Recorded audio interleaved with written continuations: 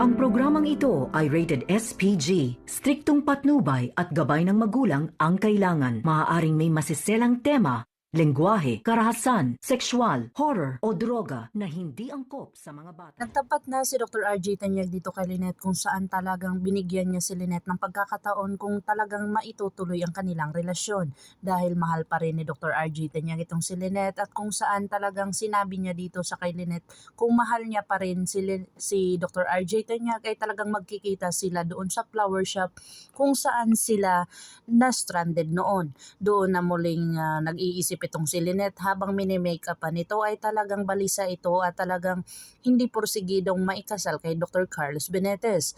Pero ito ay si Dr. Carlos Benitez ay binigyan na ng approval at natanggap niya na ang pagkakataon na talagang makasama niya itong si Lynette dahil nag-agree na si Annalyn sa kanya at wala nang galit si Annalyn dahil sa nagiging selfish si Annalyn sa kanyang sarili at sa kanyang ina.